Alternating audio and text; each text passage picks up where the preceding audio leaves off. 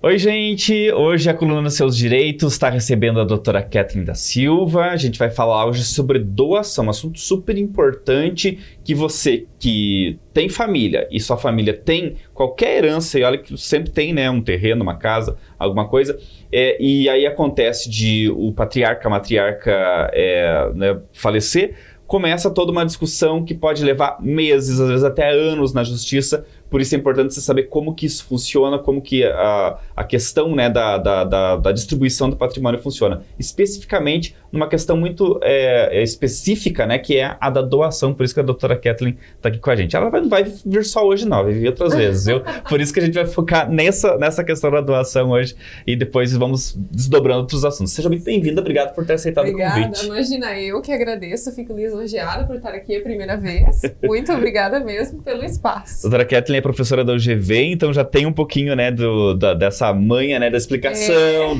né, de explicar termos difíceis, né, às vezes, né? Isso, deixar mais fácil a compreensão, né, doutora? Isso mesmo. Então vamos começar pelo básico do básico. O que seria a doação se tratando de herança, doutora? Tá. Vamos dividir um pouquinho. Então, antes de falar de herança, vamos falar de doação. Depois eu junto os dois. Doação nada mais é do que uma liberalidade que a gente fala, que é o quê? Que é uma vontade que eu tenho de deixar alguma coisa para alguém. Seja um bem móvel ou seja um bem imóvel. Então, pode ser um carro, pode ser uma casa, pode ser um apartamento, eu quero doar para alguém. Isso é doação. É meu patrimônio e eu quero deixar para o patrimônio de outra pessoa. Isso é doação, por liberalidade, é por vontade. A pessoa não pode estar coagida, a pessoa não pode estar fazendo aquilo por um erro, não. É só porque ela quer. Por algum motivo, e ela também não precisa motivar no momento do documento ali da doação, né, que ela está doando aquele determinado bem. Então, não tem... É simplesmente porque ela quer, simplesmente porque ela tem vontade de beneficiar aquela pessoa. Mas e se tiver filhos? Então, quando a pessoa tem filhos, né, aí a gente fala a respeito da legítima de todos os bens do patrimônio que ela tem. Então, uma pessoa lá tem imóveis, tem carro, tem tudo. Esses são o patrimônio que a pessoa tem. 100% desse patrimônio. 50% desse patrimônio, ela pode dispor. Nessa questão de dispor que a gente fala, é doar ou até mesmo deixar um testamento para qualquer outra pessoa. Não necessariamente para os filhos, que nessa parte do direito nós chamamos de herdeiros necessários. Então, 50% o ordenamento jurídico, ele resguarda para esses filhos, né, para um futuro inventário, enfim. E os outros 50%, se ele quiser doar, então, para um vizinho, para um primo, para um tio... Para uma entidade. Ele pode dispor e fazer essa doação. Até para um dos outros filhos, se ele quiser doar, pode doar também. Ele pode doar essa parte que não é da legítima, esses outros 50%, ele pode doar. Via de regra, não tem a necessidade dos outros irmãos, então, anuírem, consentirem com aquilo. Na prática, como também já trabalhei no cartório, nós fazíamos então a doação e a gente pedia para os irmãos virem e consentirem, já para evitar qualquer enrosco ali na frente, mas não é necessário. Só que quando não tem então essa anuência dos filhos ali, quando vir, então, essa pessoa que doou a falecer e abrirem um inventário, esse filho que doou ali antes vai dizer, eu ganhei antes. Eu tive uma antecipação da herança, que a gente fala de colação. Aí ele fala que o quanto ele já ganhou, e daí se for um inventário judicial, lá o juiz, ele vai, então, dispor de tudo que sobrou e dizer, bom, você já ganhou essa parte, então vamos igualar os outros para ganhar o mesmo tanto que você. Daí faz os quinhões hereditários, eles ficam então distribuídos de forma igual com essa antecipação da herança. Assim o tabelião faz também quando é feita a questão do inventário extrajudicial daí. Então, duas informações bem importantes do que a senhora falou, né? Primeiro, que você não é obrigado a deixar 100% para os seus filhos. Isso. É 50%, deve ser obrigado. Isso. E também tem uma questão, né? Se não tem filhos, não existe um herdeiro natural, daí, né? Não, daí você pode dispor de tudo. Se você não tem ali os seus herdeiros, aí sim. E se não fizer isso, vai para os irmãos, para os Isso, aí você vai vendo, aí vai vendo a ordem, qual que vai ser isso. Então, a pessoa não transmite já a propriedade do bem doado imóvel, né? Não, isso. Isso vai servir tanto para doação, quanto para até uma compra e venda, né? Às vezes a gente acha que só porque a gente foi lá no cartório e fez a escritura de doação, cartório que eu digo é um tabelionato de notas, né? Que você foi lá e lavrou então a doação, lavrou o teu contrato de compra e venda, você tem um título que a gente fala. Mas se esse título não for registrado na matrícula lá do imóvel, onde ele está no cartório de registro de imóveis, a propriedade ainda não é tua. A propriedade, inclusive, pode ser de outra pessoa. Se outra pessoa também tem uma escritura pública de compra e venda e registra antes de você, você perdeu. Então, é só um título que você tem. A propriedade não passou para você. A propriedade só vai ser transferida com o registro. Então, pega essa escritura pública, leva lá no cartório de registro de imóveis e daí faz o registro. Aí sim, a propriedade fica para você. Olha que importante. Informações bem importantes que a doutora está trazendo pra gente, né? Pelo que a senhora falou, a doação existe mais de um tipo, né? Não é só uma forma de fazer doação, né? São vários tipos, Ednei. Na verdade, são 15 tipos, para eu falar que é uma extensão, assim. Mas algumas delas, né? A normal, digamos, que a gente fala é a pura e simples. É aquela, como eu expliquei no começo, quando eu conceituei ele. Eu quero doar para você o meu carro, pronto, pura e simplesmente doei. Aí tem uma outra doação que é com encargo, que a gente fala. Então, por exemplo, eu quero doar o meu carro, mas eu te dou um encargo. Ednei, eu te dou o meu carro com a condição, com o encargo de você me levar em todas as minhas consultas médicas até o fim da vida. Então, você tem que cumprir o encargo para você ter aquele carro. É um encargo. Mas isso tem que constar no papel? Isso mesmo, da doação. No papel ali que eu vou fazer, né, a doação. Lá no cartório. Eu vou estipular para você, então, essa condição, esse encargo ali, né? Tem também doação remuneratória, que a gente fala. Quando a gente diz remuneração, você já pensa em dinheiro e também uma prestação. Uma pessoa fez alguma coisa, fez um serviço para mim, então eu vou remunerar, eu vou pagar. É quase isso. A gente usa, né, esse conceito para ficar mais fácil o entendimento. Então, assim, por exemplo, minha mãe estava muito mal de saúde, o médico prestou ali o auxílio dele e salvou a vida da minha mãe. Então, além do que eu paguei pelo serviço normal ali dele, eu também, por liberalidade, livre, espontânea vontade, mas pelo que ele fez pela minha mãe, eu dou uma moto para ele, por exemplo. Então, é uma doação remuneratória. Eu motivei aquela doação, né?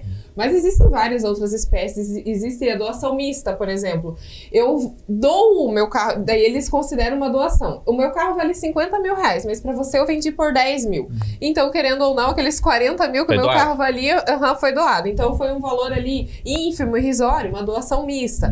A doação de descendente para ascendente, que foi o que a gente falou agora, de pai para filho, de vô para neto, existe essa doação. Existe doação entre cônjuges também. Marido e mulher podem doar para eles os bens particulares. Então, só exclui dessa regra da doação quem é casado com a comunhão universal de bens. Porque comunhão universal de bens, tudo que é de um é do outro também.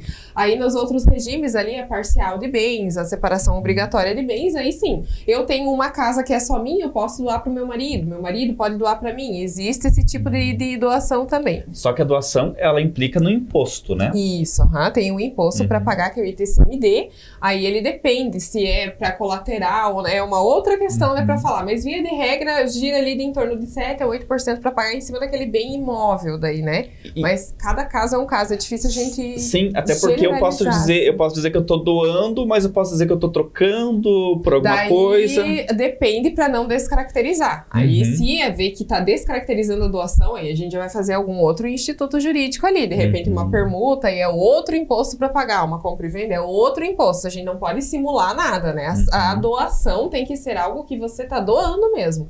Tirando do teu patrimônio e doando para outra pessoa, dando para outra pessoa, porque você quer. Tem que ter a liberalidade que a gente fala, né? Mas, em geral, doutora, tem mais ou menos a porcentagem? Qual é a porcentagem, via de regra, para doação? Porque é uma porcentagem do valor do bem, não é? Isso. Assim, via de regra, vamos colocar ali 8%. Mas cada bem... É salgado, né? É salgado. Por isso que as pessoas reclamam tanto. Isso. Então, ela acaba, né? Mas tem que doar e tem que pagar. Independente disso, se você vai fazer compra e venda também, é outro imposto, mas você tem que pagar. Você não foge do imposto, não adianta. Né? E se eu doei e me arrependi, posso? Pode se arrepender. Mas não é bem assim, doei e me arrependi, agora eu não quero mais. Não. Briguei com a pessoa, não tá me levando na consulta.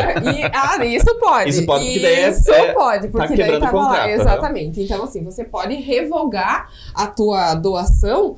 Um dos motivos é isso, o não cumprimento do encargo. Então, eu doei meu carro, mas você não tá me levando nas consultas. Ai, Dinei, me dá meu carro de novo, porque você não tá cumprindo, você disse que você ia levar. Então, isso pode. Que aí você pode, inclusive, entrar na justiça para requerer isso que mesmo, devolva o é carro. uma ação. E essa ação, para eu fazer a revogação da doação, é só com uma ação judicial, né?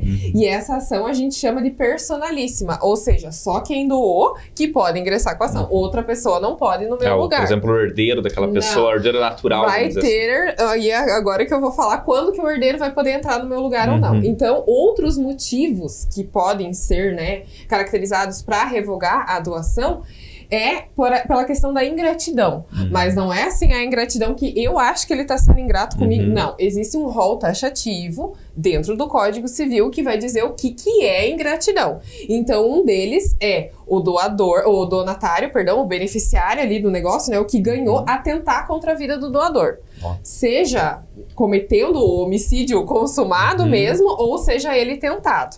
Então, se foi consumado e me matou, por exemplo, aí sim o meu herdeiro pode entrar no meu lugar na ação para revogar aquele bem que eu doei. Mas caso contrário, daí não seria, né? Acho que isso deve ser muito comum, doutora, em casos de, por exemplo, viúvos que se casam com outras meninas, né, menores, né? Menores não, digo menor não, que não pode casar com menor. Né? Mais novas que menor. mais novas. E aí o que acontece? Ele se vai, né, por uma questão natural, é mais velho que ela, e aí o filho entra na justiça porque ela ficou herdando alguma coisa que ele doou pra ela. Isso, daí pode ser sim, ela deu causa, por exemplo, naquela morte ali, sim, aí vai ter a revogação. Né? Mas mesmo que não, mesmo que tenha sido, a pessoa morreu naturalmente. Isso, aí se a pessoa morreu naturalmente, tem que ver qual que era o regime. Se era uma união estável, via de regra, é comunhão parcial de bens, aí tem que ver se ela vai ser ou não beneficiária, se ela vai ser ou não herdeira, se ela vai concorrer ou não com os filhos que eles ou tinham em comum ou não em comum, enfim. Mas é uma razão pra uma treta aí, né? Isso. Pra uma não, confusão. tudo é razão. Tudo é razão, né? Razão. Inclusive, isso acho que é até um conselho, né, pras pessoas, porque às vezes acham que, resolve... jamais a pessoa vai fazer isso. Tudo é bom documentar, né? Tudo é bom você tentar regularizar para evitar essas dores de cabeça, principalmente quando uma das pessoas falta. Porque daí você já não sabe mais qual que é a vontade daquela pessoa, você já não sabe mais como é que ficou estipulado, enfim. E daí começa a treta, a briga maior, e daí o problema é os anos e anos ali se estendendo por causa de um determinado bem, por causa de uma determinada coisa, né? Então, o interessante e o ideal, né, é que converse, faça uma doação, faça uma partilha em vida, ou conversem ali e se casem ou não se casem, faça um pacto antinupcial, enfim, documentem aquilo e deixem regularizado para não ter problema, né? Você pode colocar o que você quiser, você estipula as cláusulas, enfim, né? Mas, né, nesse sentido. E aí, voltando ali da ingratidão, só para eu finalizar o rol, né? Então, atentar contra a vida, uma ofensa física, uma lesão corporal ali também, né? Se o beneficiário fizer isso contra o doador também é motivo de revogação. Injúria, calúnia também. E aí já é uma questão que a gente fala moralmente falando, quando, por exemplo, se você ganhou algo de uma pessoa, você tem aquela gratidão por aquela pessoa, em tese, né, moralmente falando, você teria uma gratidão por aquela pessoa. Então, caso essa pessoa venha necessitar de alimentos, enfim, de algum auxílio nesse sentido, enfim, aconteceu alguma coisa com o patrimônio e está precisando, esse beneficiário teria que ajudar a suprir esses alimentos que o doador estaria precisando ali, né? Caso ele não fizesse esse suprimento, então também seria um motivo de revogação de doação, né? Essa é outra questão. E são 4, o rol taxativo, então são 4 os motivos da ingratidão. E todos esses 4 motivos, eles se estendem pro marido ou mulher do doador, pro irmão do doador, pros filhos do doador, mesmo que seja um filho adotivo, enfim, e pros pais. Então, se eu tentar matar o pai do doador, se eu tentar injuriar o pai, o filho, também vai ser motivo de ingratidão. Mas esses são os motivos que eu tenho que pegar da legislação, não o que eu acho. Então, por isso que tem que cuidar na hora de doar, porque daí depois se arrependeu, já foi, já era. Fora que pode criar uma questão jurídica que pode se arrastar por anos, porque daí o juiz vai ter que buscar a forma de julgar, analisar aquilo, né? Enfim, né? E reunir provas e tudo daquilo ali. Então é um belo de um problema. A questão, então, o conselho que a doutora dá aqui com certeza né? O de vai fazer doação, vai fazer, mas faz no papel, faz registrado em cartório, né? Deixa documentado. Para evitar dor de cabeça. Exatamente. Para a pessoa saber que doou, os outros saberem que foi doado, enfim, e a pessoa poder ter aquele bem ali, né? Doutora Kathleen, uma simpatia de pessoa e muito esclarecedora, né? Não é à toa que é professora, para explicar, para deixar a gente muito bem, fazer a gente entender muito bem um assunto que é complexo, né? É complexo. É complexo. Daria Mas uma ela aula. daria uma aula, daria uma boa aula. Mas ela vai voltar outras vezes aqui para falar sobre essas questões, essas e outras questões pra gente com toda certeza. Doutora, imensamente alegre, feliz com a sua presença aqui. Imagina, E desejo que venha outras vezes. Veio sim, obrigada. Muito obrigada. Segue o programa, gente.